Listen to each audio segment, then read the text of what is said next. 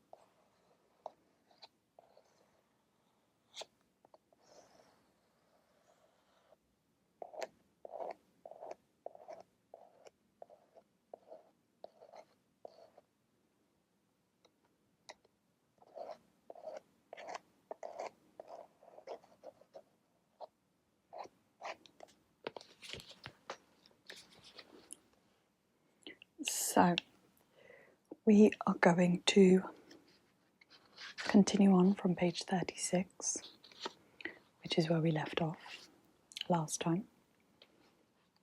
And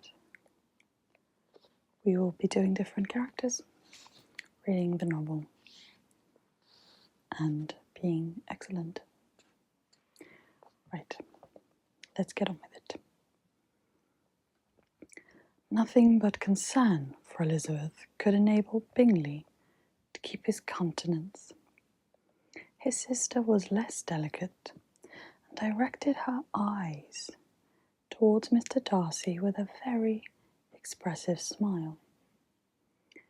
Elizabeth, for the sake of saying something that might turn her mother's thoughts, now asked her if Charlotte Lucas had been at Longbourn since her coming away. Yes, she called yesterday with her father. Oh, what an agreeable man Sir William is. Mr. Bingley, is he not? So much the man of fashion, so genteel and so easy. He has always something to say to everybody. That is my idea of a good breeding, and those persons who fancy themselves very important and never open their mouths quite mistake the matter. Did Charlotte dine with you? No, she would go home. I fancy she was wanted about the mince pies. For my part, Mr. Bingley, I always keep servants that can do their own work. My daughters are brought up differently, but everybody is to judge for themselves. And the Lucases are very good sort of girls, I assure you. It is a pity they are not handsome. Not that I think Charlotte so very plain, but then she is our particular friend. She seems a very pleasant young woman, said Bingley. Oh dear, yes, but you must own she is very plain. Lady Lucas herself has often said so, and envied me Jane's beauty. I do not like to boast of my own child, but to be sure, Jane, one does not often see anybody better looking. Oh, it is what everybody says. I do not trust my own partiality. When she was only 15, there was a gentleman of my brother's gardener's in town, so much in love with her that my sister-in-law was sure he would make her an offer before we came away. But, however, he did not. Perhaps he thought her too young. However, He wrote some verses on her, and very pretty they were. And so ended his affection, said Elizabeth impatiently. There has been many a one, I fancy, overcome in the same way. I wonder who first discovered the efficiency of poetry in driving away love. I have been used to consider poetry as the food of love, said Darcy. Of a fine, stout, healthy love, it may. Everything nourishes what it is strong already. But if it be only a slight, thin sort of inclination, I am convinced that one good sonnet will starve it entirely away. Darcy only smiled, and the general pause which ensued made Elizabeth tremble, lest her mother should be exposing herself again. She longed to speak, but could think of nothing to say, and after a short silence, Mrs. Bennet began repeating her thanks to Mr. Bingley for his kindness to Jane, with an apology for troubling him also with Lizzie. Mr. Bingley was unaffectedly civil in his answer, and forced his younger sister to be civil also, and say what the occasion required. She performed her part indeed without much graciousness, but Mrs. Bennet was satisfied, and soon afterwards ordered her carriage. Upon this signal, the youngest of her daughters put herself forward. The two girls had been whispering to each other during the whole visit, and the result of it was that the youngest should tax Mr. Bingley with having promised on his first coming into the country to give a ball at Netherfield. Lydia was a stout, well-grown girl of 15, with a fine complexion and good-humoured countenance, a favourite with her mother, whose affection had brought her into the public at an early age. She had high animal spirits and a sort of natural self-consequence, which the attention of the officers, to whom her uncle's good dinners and her own easy manners recommended her, had increased into assurance. She was very eager, therefore, to address Mr. Bingley on the subject of the ball, and abruptly reminded him of his promise, adding that it would be the most shameful thing in the world if he did not keep it. His answer to this sudden attack was delightful to her mother's ear. I am perfectly ready, I assure you, to keep my engagement, and when your sister is recovered, you shall, if you please, name the very day of the ball. But if you would not wish to be dancing while she is ill. Lydia declared herself satisfied. Oh, yes, it would be much better to wait till Jane was well, and by that time, most likely, Captain Carter would be at Meryton again. And when you have given your ball, she added, I shall insist on their giving one also. I shall tell Colonel Foster it will be quite a shame if he does not.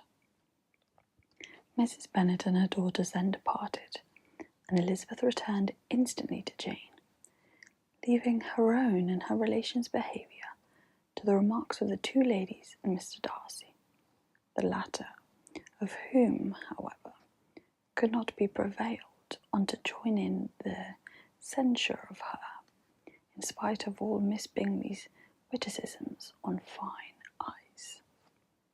Chapter 10. The day passed much as the day before had done.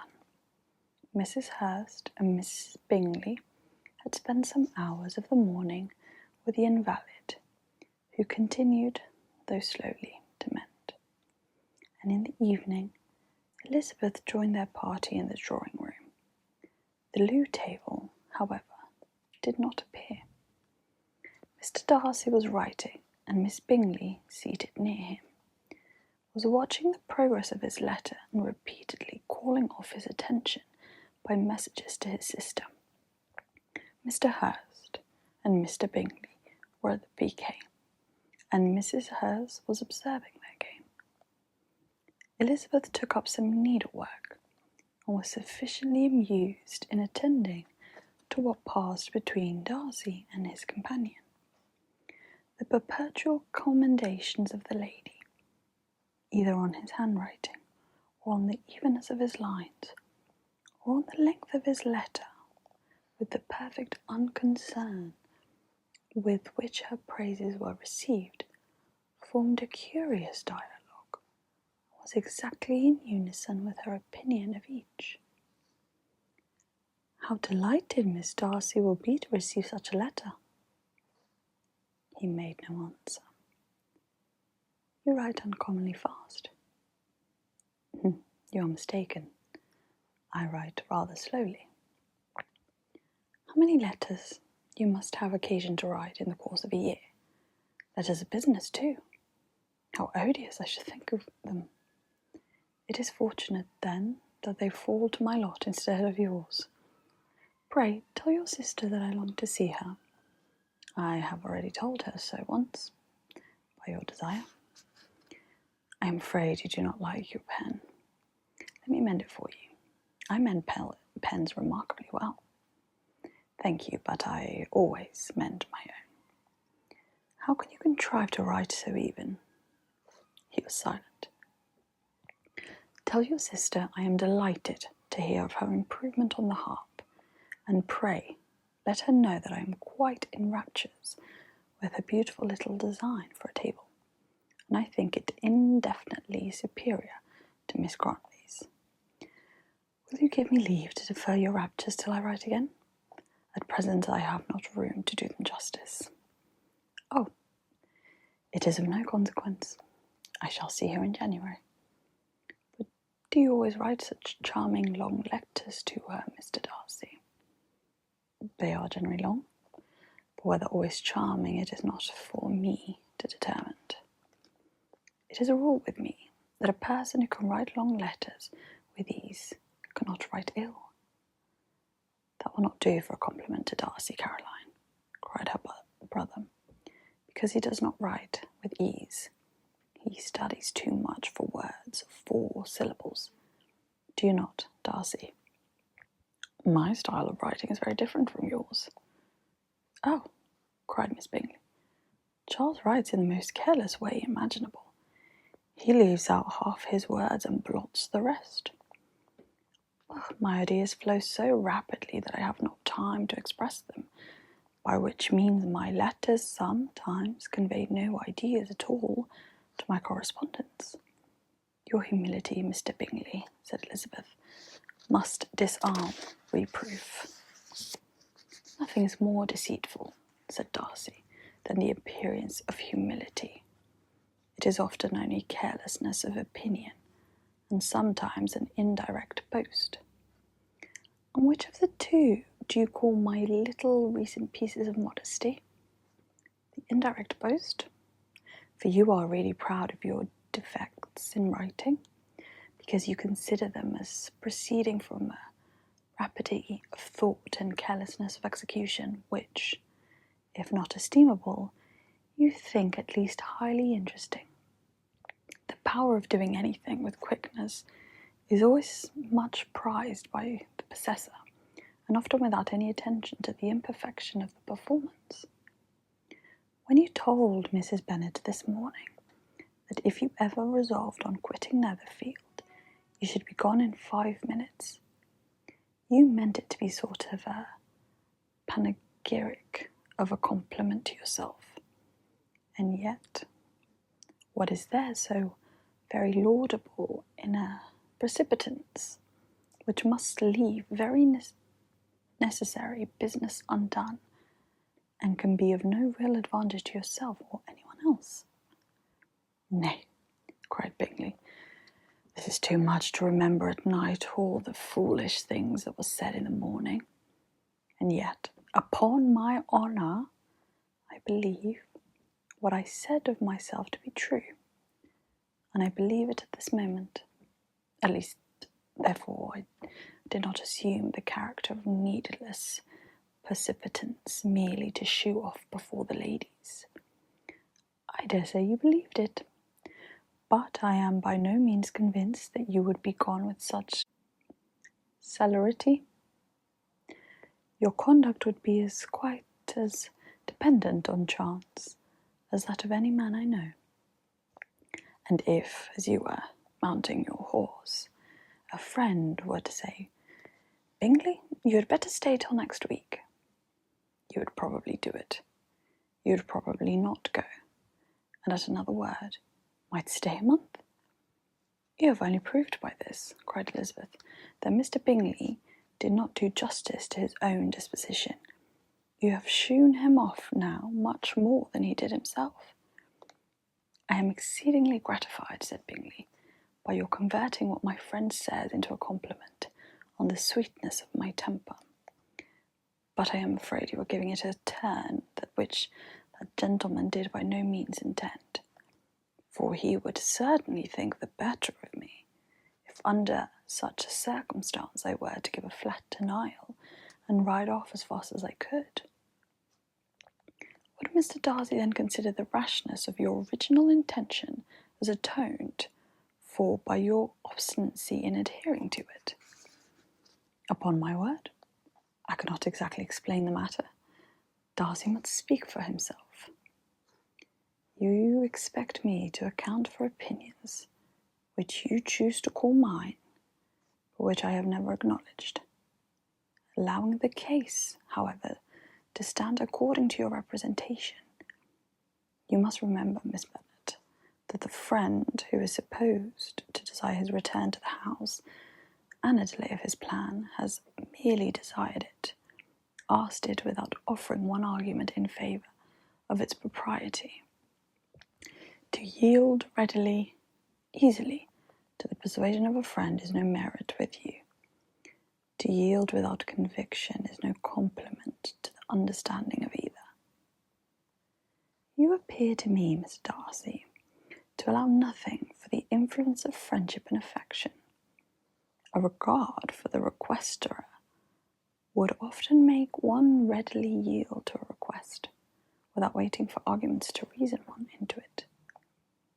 I am not particularly speaking of such a case as you have supposed about Mr. Bingley. We may as well wait, perhaps, till the circumstance occurs before we discuss the discretion of his behaviour thereupon. But in general, an ordinary case is between friend and friend, where one of them is desired by the other to change a resolution of no very great moment.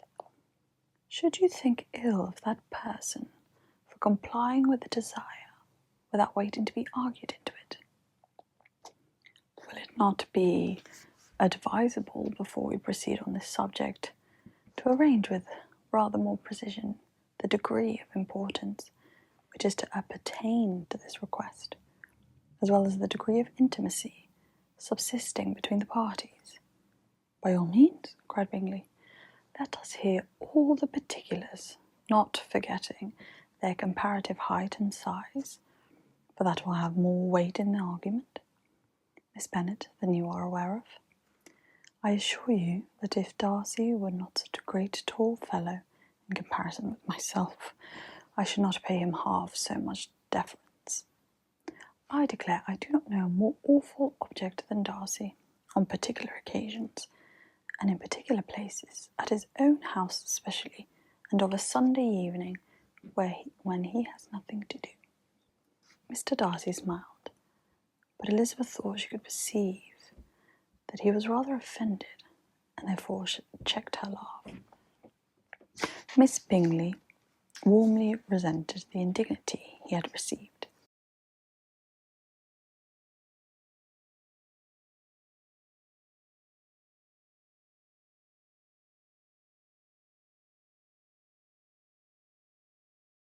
"You dislike an argument, and want to silence this." "Perhaps I do. Arguments are too much like disputes. If you and Miss Bennet will defer yours till I'm out of the room, I shall be very thankful, and then you may say whatever you like of me." "What you ask," said Elizabeth, "is no sacrifice on my side, and Mr. Darcy had much better finish this letter." Mr. Darcy took her advice, and did finish his letter. When that business was over, he applied to Miss Bingley and Elizabeth for the indulgence of some music. Miss Bingley moved with alacrity to the pianoforte, and after a polite request that Elizabeth would lead the way, which the other, as politely and more earnestly, negative, she seated herself. Mrs. Hurst sang with her sister, and while they were thus employed, Elizabeth could not help observing, as she turned over some music books that lay on the instrument, how frequently Mr. Darcy's eyes were fixed on her. She hardly knew how to suppose that she could be an object of admiration that so great a man, and yet that he should look at her because he disliked her, was still more strange. She could only imagine, however, at last, that she drew his notice because there was something about her more wrong and reprehensible, according to his ideas of right, than in any other person present. This superstition did not pain her. She liked him too little to care for his approbation. After playing some Italian songs, Miss Bingley varied the charm by a lively Scotch air, and soon afterwards Mr. Darcy, drawing near, Elizabeth said to her, "Do you not feel a great inclination, Miss Bennet, to seize such an opportunity of dancing a reel?" She smiled, but made no answer. He repeated the question, with some surprise at her silence. "Oh," said she, "I heard you before, but I could not immediately determine what to say in reply. You wanted me, I know, to say yes, that you might have the pleasure of despising my taste. But I always delighted in overthrowing those kinds of schemes and cheating a person of their premeditated contempt. I have, therefore, made up my mind to tell you that I do not want to dance a reel at all, and now despise me, if you dare." "Indeed, I do not dare." Elizabeth, having rather expected to affront him, was amazed at his gallantry, but there was a mixture of sweetness and archness in her manner, which made it difficult for her to affront anybody, and Darcy had never been so bewitched by any woman as he was by her. He really believed that were it not for the inferiority of her connections, he should be in some danger. Miss Bingley saw or suspected enough to be jealous, and her great anxiety for the recovery of her dear friend Jane received some assistance from her desire of getting rid of Elizabeth. She often tried to provoke Darcy into disliking her guest by talking of their supposed marriage and planning his happiness in such an alliance. "I hope," said she, as they were walking together into the shrubbery the next day, "you will give your mother-in-law a few hints, when this desirable event takes place, as to advantage of holding her tongue, and if you can compass it, do cure the younger girls of running after the officers. And if I may mention so delicate a subject, endeavour to check that little something, bordering on conceit and impertinence, which your lady possesses. Have you anything else to propose for my domestic felicity? Oh, yes. Do let the portraits of your uncle and aunt Phillips be placed in the gallery at Pemberley. Put them next to your great uncle, the judge.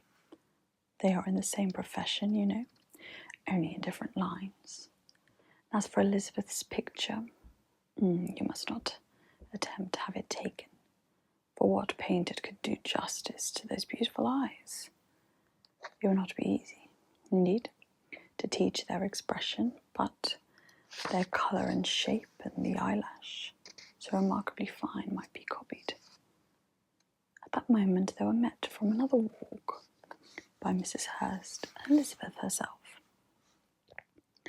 "I did not know that you intended to walk," said Miss Bingley in some confusion, lest they had been overheard.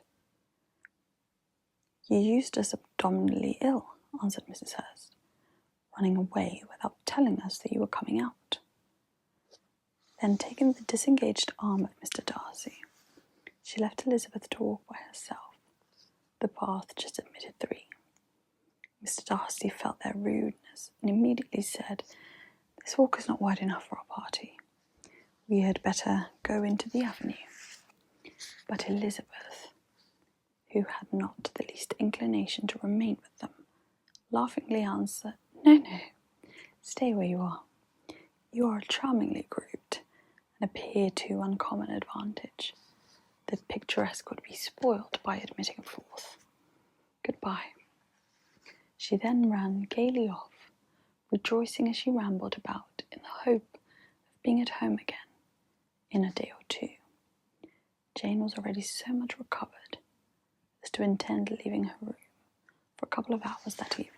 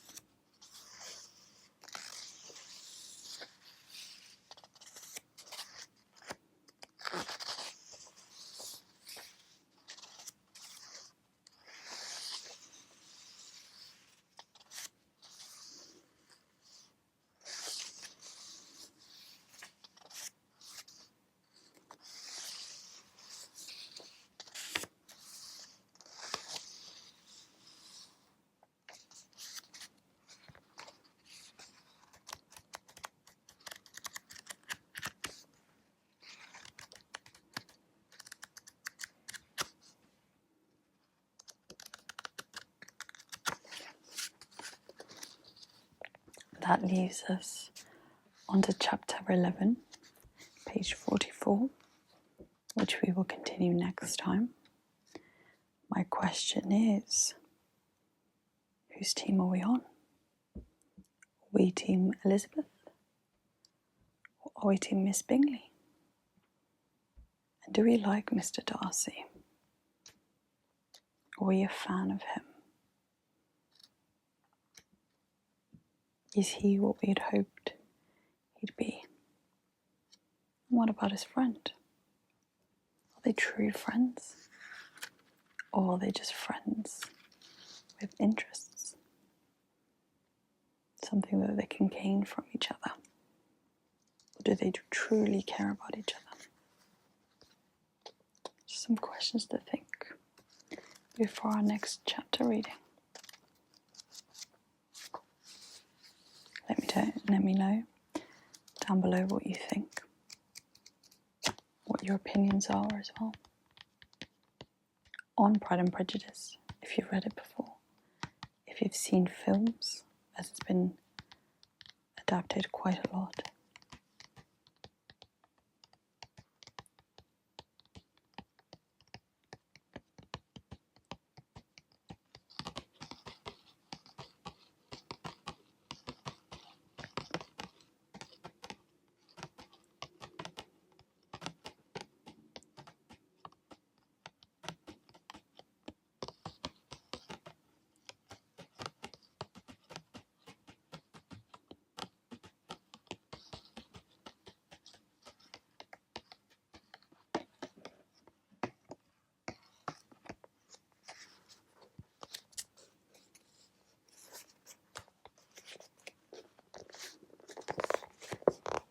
shall see you next time.